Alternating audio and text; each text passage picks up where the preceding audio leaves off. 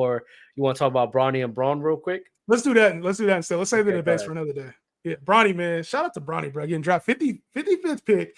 Now, why were there so many haters? Why were there so many fucking haters, bro?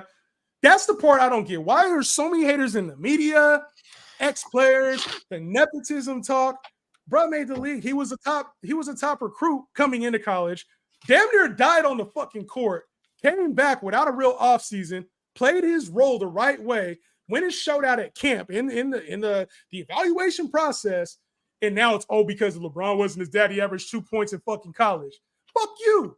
Like, LeBron did what he was supposed to do. He used his pedigree, and LeBron James Jr., Bronny, he used his skill set to get to the league. If he was trash, they wouldn't have evaluated him. They wouldn't have put him in the league. He's going to be able to come in, and yes, maybe he was undersized.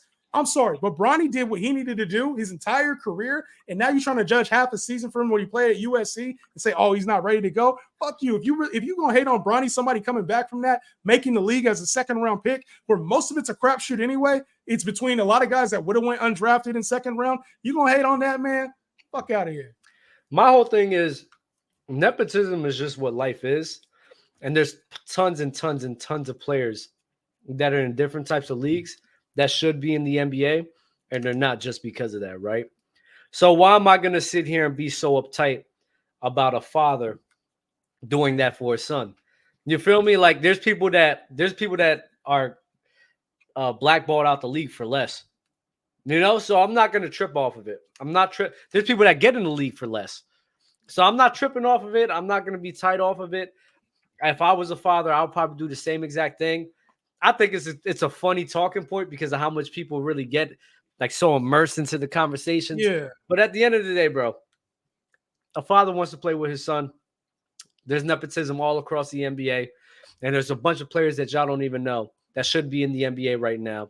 And y'all don't even think they're that good enough because they're not there. And the reason they're not there is because of nepotism, right? Like, why am I going to trip? Yo, like when I think about it too, I'm like, okay, so obviously nepotism, it worked for LeBron in his favor, right? Like I get to play with my son. So if Bronny had actually gone to work out for other teams, if he had actually gone through the process and the Orlando Magic signed him, what would we have said? We have said nepotism. Oh, it's just because of the name LeBron James. They still would have said it. No matter what, because it's his kid, we're saying nepotism. And no matter how he would have played, if he would have averaged 12 points a game, they probably would have said some shit anyway. You know what I mean? Like that's the part I don't get. This kid was talked about they were talking about him as a first-round pick heading into the season. A first-round pick. My thing is, the only thing I'll say that's a bit negative to LeBron, you gotta stop telling Rich Paul that you don't fucking have a hand in the organization, bro. I mean, this is just ridiculous at this point. That's my only thing. Like Rich Paul won't make statements. Oh man, I gotta cook the ownership more, the coaches more for things happening, bro. LeBron has he has completely destroyed rosters three times. I don't think we're that far away. He did that in 2018. He did that in 2019 when he went to go get AD. He did that in 2021, that season, to 2022. When they wanted to get Russ, you had James Jones following your side for damn near a decade. You got coaches fired. Okay. So then why didn't they go get Kyrie last year? Destroying rosters is keeping D'Angelo Russell and fucking paying Austin Reeves what they paid him instead of letting him go to the Spurs. The Lakers didn't have I don't think the Lakers had the package to get Kyrie Irving. We had the package to get Kyrie or DeJounte Murray. We could have got either one of those dudes. Atlanta was asking us for Reeves or D'Angelo Russell and multiple firsts. He went for fucking Larry Nance. Larry Nance and a couple firsts. That's what I'm like. The Hawks are dumb. Not gonna lie, the Hawks are just dumb. Yeah, they've been doing some dumb stuff. I'm not gonna lie. They traded for him, and I don't know why they kept him over, or why they kept Trey over him. That made no sense to me. So you think that the Hawks should have kept DeJounte over Trey? DeJounte Murray's a better player to build around than Trey Young is. Like Trey Young, to me, Trey Young's overrated as hell. Like, what is Trey Young? Trey Young is a glorified like chucker. Yeah, that's what he is. I mean, straight up, you don't play no defense. He's undersized. Like, what are we doing with Trey Young? Great passer. Give him great passer. Trey Young is what they hoped he would be like Steph Curry. Like, but Steph Curry is an outlier. And if you can't get that kind of production out of Trey Young, he belongs. I'm sorry, he's a microwave. He belongs on the bench. Trey Young's gonna be. Yeah, I mean, he's not a bench player right now. I think he's too good for that. You get what I'm saying? But the skill set. I think he's the skill set. He's a two on a team with who?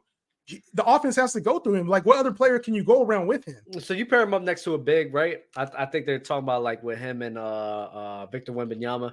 That would be great for him. I think it will open up both of their games. The lob threats that Trey's able to get would be perfect. Yeah. I think Trey, a lot of the times, like you said, he's the guy on the Hawks.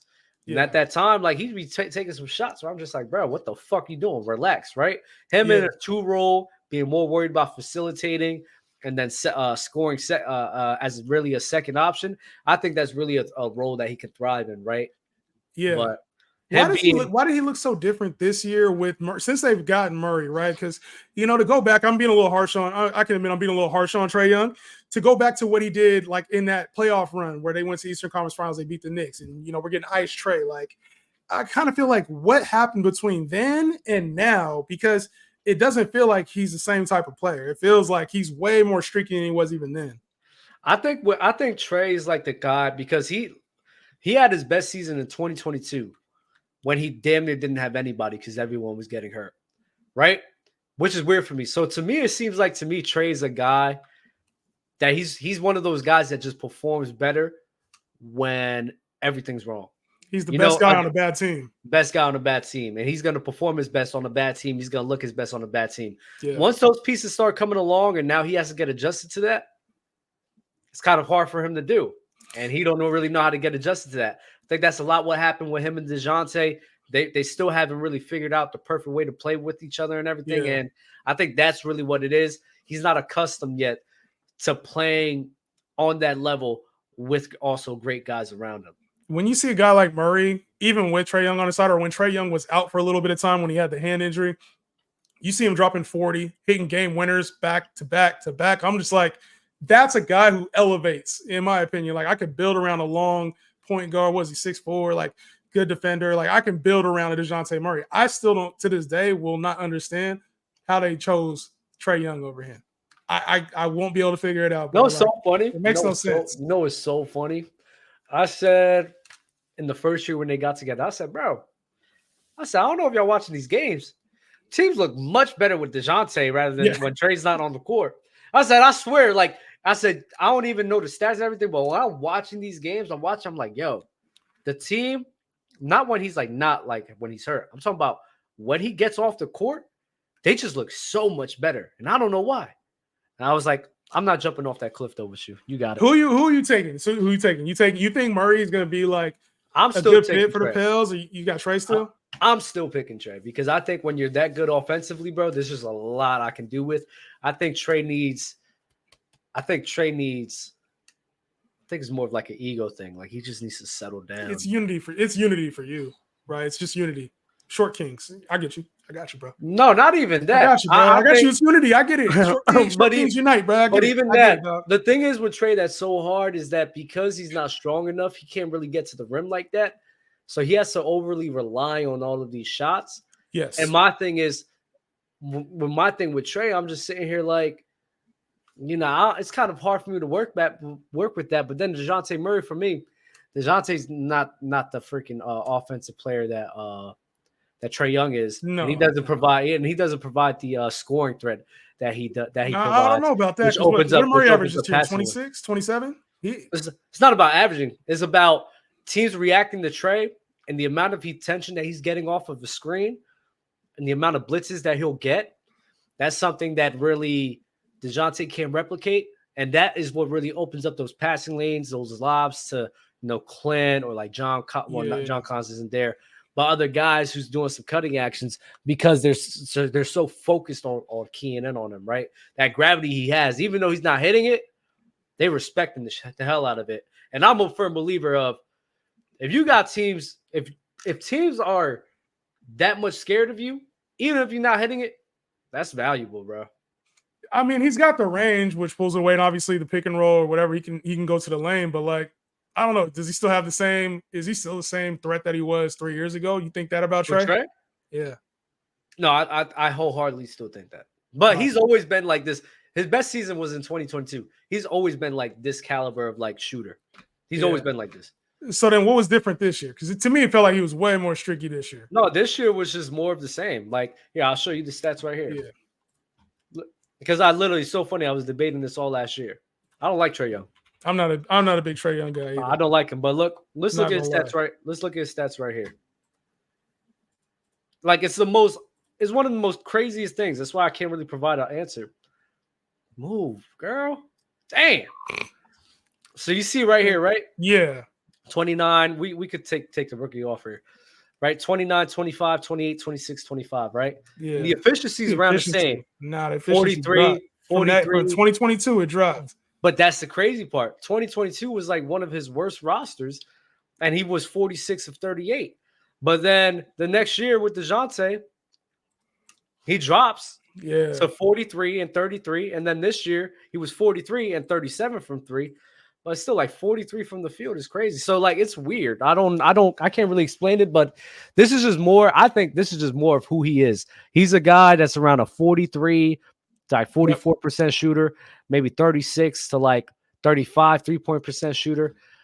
And that's just who he is. But the thing is with that, even though these stats look like this, the gravity that he provides opens up so much for all of these assists to be happening, you know, because they're worried. Yeah. They're afraid of him.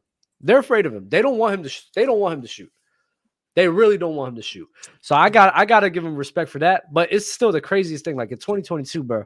Like you seen it. Like how do you even do that shit? That was crazy. That was crazy. That was crazy. That year was crazy, and I gained a lot of respect for Trae Young. I was like, okay.